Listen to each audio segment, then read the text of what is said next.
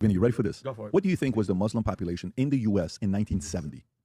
Muslim population, Tom, you're good at these types of games. 1970 Muslim Percentage population, or number of total people. population? Okay. Go ahead, Tom. Total population in the U.S. In 1970. Yeah, what do you think it was in 1970? Well, what are we, a nation of about 120 million at that time? I know by the 80s gonna we be were 160 million, so maybe 500,000, something like I'll that. say 700,000. Probably a little less than that, actually.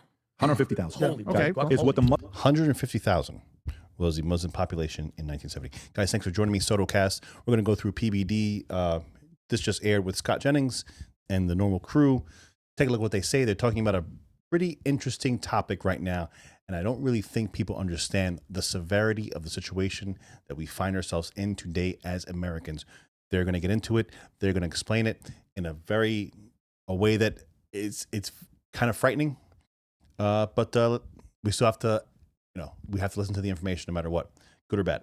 Muslim, and you know what it is today? 5 million. Mm-hmm. They have over 30x'd the last 50 years. That's very fast. That's a lot. So, by the way, go the next 50 years and 30x what they have today. If you 30x right now, what is the guesstimation, Rob, of what the U.S. population is going to be in 2075?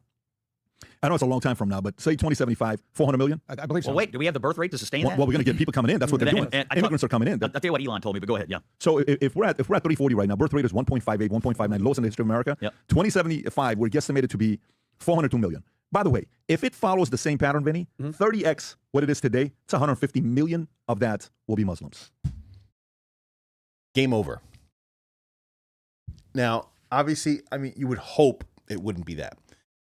But at that, so the issues that London is having right now, the issues that France is having right now, a lot of these European countries, Eastern European countries that are, the West of Europe or whatever, they're dealing with a Muslim population that's in the high double digits, 10%, 12%, 15% at most, I think, and they're in shambles. It's everything is completely different from the culture that has been the norm in those countries for the past hundreds of years. If in the United States you're looking at 150 million Muslims out of 400 million Americans, you're talking about a third of the population, a little bit more than a third of the population. You would hope it wouldn't get there because the massive increase of Muslims that we've seen, the majority have been through immigration. But what you have to understand is that they procreate at, way more than your average Western family. Way, way more. I would be interested to see, what their numbers are. They're doing like a small family for Muslims is having 4 children. That's you didn't even make it. They're doing anywhere from 3 on the low end to probably 6 or 7 or 8 on the high end. So they are vastly out reproducing the native population. And granted, they're at 1% now, but if their birth rate is 6 times, 6x, that 1% can, it can grow exponentially. It's kind of like compound interest, Once those 6 then, then have 6 and 6 and 6 and 6. And now all of a sudden within 2 or 3 generations, you've got a massive demographic change. And it's not for the good. Let's be honest. And the reason it's not for the good, it's not because they're bad people necessarily, because I like to judge everyone on an individual basis, but it's because the culture is not compatible with Western values. That's why. The reason why this country is so great is because of the values and the culture that has been kind of ingrained and kind of been hanging on. It's hanging on by a thread, but it's still here. And that's why it's so great. And that's why everyone literally dying to get into this country. Many people are. But they break down this interesting factoid that PBD found, and listen to how the guy's response is. It's a pretty interesting discussion. 150, because we're not having kids. And, the way we've structured things with women and the way they look at men and how education is shaping the mindset of a lot of young women. And it's my body, my choice. I don't want to have kids. It's about my life, selfish, girl boss, all this stuff. It's not like they want to be mothers. It's not like that's being edified in the proper way. So it means if we go, even if you do 15x is 75 million. This is going to be a very different America, the way America is going. Scott, your thoughts? A, I totally agree. B, I interviewed Elon Musk for this book, and he was sort of describing his fear about America. You've got $40 trillion debt, devaluation of the currency, a mass migration crisis, low birth rates. I mean, he sees all these things as converging. It's not just the downfall of America. I mean, we are the defenders of Western civilization in this world. It's the downfall of the West to allow yourself to get in such fiscal disrepair, to allow yourself to get in such cultural disrepair. And so, I asked him, why are you here? And he said, I'm trying to find a way not to make America go bankrupt. And then he starts talking about immigration. He starts talking about the mass migration crisis. He starts talking about the birth rate. And he just sees all these macro problems converging, and it could lead to the downfall of America. That's why he got involved in the campaign. It's why he supported Trump. It's why he went to work in the government the way he did. And he was pretty put out with Washington because I said, does anybody here care about this as much as you do? And he said, no, not really. And so Who'd you interview? What was the? I interviewed him on the 101st day. On the 101st day. Oh, wow. And he was still there. He was on the way out. Yeah. I interviewed him in the White House. I could tell he was a bit out of shape with what he had discovered in Washington. I did not know he and Trump were going to break over the summer, but I could tell he was pretty frustrated that he didn't find anybody in Washington who shared his level of urgency about some of these issues, particularly the fiscal issues. So, you say, oh, And that's somebody that's coming from somebody that obviously, say whatever you want to say about Musk. The guy is genius level, right? I mean, a lot of people they talk shit. It's similar to Trump, where they say he's not a good businessman. All right, I mean, you could say that. At the end of the day, he's a billionaire with good businesses that have made a lot of money. And people say, well, he got money from his dad, this and that. All right, a lot of people got money from their dads and haven't made billions. So when you talk about Elon Musk, and a lot of people say that he's not that great, this and that. Well, I mean, he has founded several companies that are just massive. Starting with PayPal, OpenAI, Tesla, now X. I mean, he is brilliant. No matter how you dissect it, he's brilliant. And if this is something that is on the forefront of his mind, doesn't mean he's right about it, but it means there's a high probability that he is. And that's something that should be very concerning to all of us. Very concerning, because we don't work in absolutes. People can be wrong. Even the most brilliant people in the world can be wrong. Can Elon be wrong about this? Absolutely, he could be. It could also be that could also be the things that he's developing might lead to this to saving it. The development of AI, of robotics, of things of that nature. That could be what saves us from the brink because of the things that he's trying to tell us.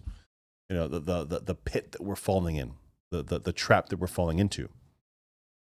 And let's see, guys. If you're still here, please hit the subscribe button. That's all I ask. Just subscribe. You don't have to do anything else. You don't have to. I mean, if you want to comment and like, that's all cool. But just hit the subscribe button right now. Click it. Thank you very much. I saw a comment a mile away. No brainer. 10 years ago, whatever the year was, Douglas Murray, who you've had on the show, wrote a book called The War in the West. You ever read this book? Yep. It's alarming. Yes. And it said, guys, this is what you can expect over the next decade. It's happening in Europe. Get ready, America. And we were just like, nah, who reads books anymore? And he basically said, everything that you're seeing is going to happen. We've seen what's going on in London. We see Tommy Robinson. You literally cannot wear your Jewish star if you live in Paris anymore. Like I was with French guys last night. They're like, I live in America now. I cannot be in France anymore. They can't be there. They've accepted Palestine. So you talk about the Muslim Brotherhood. Who is the Muslim Brotherhood? They sound like, like a fraternity. Here are the countries that have banned and outlawed the Muslim Brotherhood. You ready, Scott? You know this. Egypt, UAE, Saudi Arabia, Jordan, Syria, even Russia, because they have a large Muslim. So before we get, you're racist, these are Muslim countries banning this far-right extremist group. Who is the downstream of the Muslim Brotherhood? Well, look no further than ISIS, Al-Qaeda, Hezbollah, our friends in Hamas, the IRGC, the Taliban. This is who they are. They're telling you out loud, we're coming for you. We want to bring down the West. We want to practice Sharia law. And we're saying, yeah, come to our college campuses. Yes, Qatar, give us money, like useful idiots. Rob, do you have that one image that I sent you? Tommy Robinson, he said, this is the three hands you never want joined. Marxism, do you think there's Marxism in America these days? We have democratic socialists being elected. Islamism, Mohammed Mamdani. You got one of these guys that's going to the White House. So PBD just said you have one of these guys going to the White House today. That is essentially Mamdani. I mean, in a nutshell, you talk about an image that represents the new mayor of New York City, and that is it right there. That's it. And people are going to continue to fall for it. People are going to continue to accept this because I think that the corporate capture of our capitalist system has been just screwing them big time. So they don't understand or they can't really delineate. They can't separate the fact that they just equate all this to capitalism. And the left, I think, has done a really good job at commingling these things together. The fact that, well, we're a capitalist society and you guys can't afford shit, therefore capitalism sucks. That's not really what's going on here. What's going on here is there's a massive capture of the free markets, making them not free anymore, making cutouts, having lobbyists go and, make things way more, they're playing favorites. They're tipping the scales. They're putting their finger on the scale. A whole bunch of other different ways you can say it. But in the end, it is not a free market system. It is a system that is bought and paid for as you go up into the level of, higher earnings. You then carve out areas for yourself, making you, basically indestructible. And that's not a free market. Not how it works. Today. Yeah. Mamdani? He's all three. He's literally all three. He's grabbing his hand. Mamdani's all So this three. is what you need to be scared of, and this is what's amazing. Tom, your They can thoughts do all on this? that with I know a you have some smile. strong thoughts on this as well. Yeah, this was the importance of Charlie Kirk. Charlie Kirk was going and a proponent of not only the faith and values that many of us, including me, hold dear, but he was trying to engage in debate to get students to think about why they think. Peter King used to write a really nice column about quarterbacks and football and strategy, and he said, "Here are the things I think, and here's why I think them." And it was a really marvelous exploratory into where we get our perceptions, where we get our thoughts, and where we do it. And there was Charlie on campus trying to engage with people to get them to think about why they think things. And we need to do that. College campuses support this. You see this? So college campuses support that. Administrations support that because at their heart, liberals, one of the beating hearts inside the liberal cause is the destruction of the American way of life. And they want to bring that down. And so they allow ends justifies the means. Islam on campus? Hey, would that hurt conservatives? Would that bother Judeo-Christian ethics? Yeah, fine. Do it. And that's why specifically we can look no further than those three college presidents that were sitting in front of Congress from Penn, MIT, and Columbia, I believe, who got called out because you weren't protecting students who happened to be Jewish and you were allowing the in some cases riots, in some cases demonstrations, in some cases completely out of hand. And the college campuses were allowing it. But what they don't realize is that they are the useful idiots because no one's going to come in to shake their hand and say, hey, thank you for letting us on campus. Thank you for doing this. Thank you for all this. That's not what they're going to get from these people. They are going to get, okay, now you're next. Now you do this. So wait a minute. I let you protest. I let you have your way. I let you your freedom of speech. I let you do all this against these people. Why aren't you happy with me? They don't understand that that's where the party ends. And they say, well, no. Now I'm after you. It's the same thing as the very poignant expository in Germany. And then I did nothing, and then they came for me, and there was no one for me. Well, I mean, this leads to a story. 6 in 10 young Muslims in France prefer Sharia law. 6 in 10. Young ones who have never experienced it, by the way. Yeah, young ones who've never experienced it. So a major survey of Islamic community in France has found its younger generation of Muslims is far more radical than their predecessors in terms of preferring Sharia law and supporting Islamist organizations like Muslim Brotherhood. The Institute François de Opinion Publique, a leading research political polling firm, released its this week its annual survey of attitudes amongst Muslims in France, which it had conducted every year since 1989. According to the pollster, Muslims ages 15 to 24 are more likely to abide by the hardline interpretations of the Quran and support radical groups than their elders, and indeed more than the same age cohort 36 years ago. IFOP characterized its finding as worrying and said that they undermine conventional narrative of secularization supposedly underway among French Muslims, with the result exceeding the most pessimistic estimates. Scott. So you had the And that's what is coming here, ladies and gentlemen. That's what's coming here. It's already here. Just a question of how much can it grow? Can it grow? Obviously, it can grow. How much can it grow in a certain amount of time? And will we be able to mitigate that? I don't really know. Guys, PBD, these guys are fantastic. I'm sure you know them. If you know me, I'm sure you know them. I think they do three days a week. They do I really sit down and consume them. Obviously, you can tell I speed this up. If that really bothers you guys, please let me know in the comments, and I'll slow it back down. I usually watch things at 1.5 to 2x. That's how I'm able to consume as much stuff as I can, because I need to consume a lot of content. That's what I like to do. That's what I do. I have a long commute, so I consume a lot of content, and wherever I go, I consume and consume and consume. And at this pace, it helps me to take in more information. But yeah, this is it's a great insight into what it is we're facing as Western civilization. The Islam, for the most part, from my understanding and from what I gather, is not compatible with the West. That is just a fact. Not compatible with Western ideas, Western values. it sees to control and to engulf and to take over. That's the whole point of it. And whereas, you know, in this country, we believe in freedom of speech, we believe in freedom of religion and stuff like that. Try doing that in an Islamic country, as you can see, where you know, Christians in a lot of Islamic countries are not doing very well. They usually don't. Obviously, Jews in Islamic countries don't do well either. And but that is a Western value. It is a Western value, I believe, because of Christianity. And this is not. I won't discuss my personal, you know, religious philosophy or religious ideas, but I would just say that the Christian values that make the West are what they are very at odds with Islam. They don't, you know, they don't comport. They don't mesh very well together. And it seems that the amount, again, we're only at 1%. So Muslims in the United States, we're only at 1% of the population. It's very hard to see that. It's very hard to kind of like in my view, it's way more than that. When you live in New York City, you have a very effed up view of society, because there's a lot of Jewish people here. There's a lot of Muslims here. There are a lot of everything here. So in my head, that's like what all of America looks like. And I have to like always take a step back and just go through the data and through the demographics of the United States proper and see, well, no, this is not an accurate representation of the society at large. This is a microcosm of a small particular city where everybody came here and everybody jams in here because there are more like-minded people like them. That's why I'm seeing all of these types of people that where I were to drive from New York to California, I probably wouldn't see a single one of them during the 30-hour drive.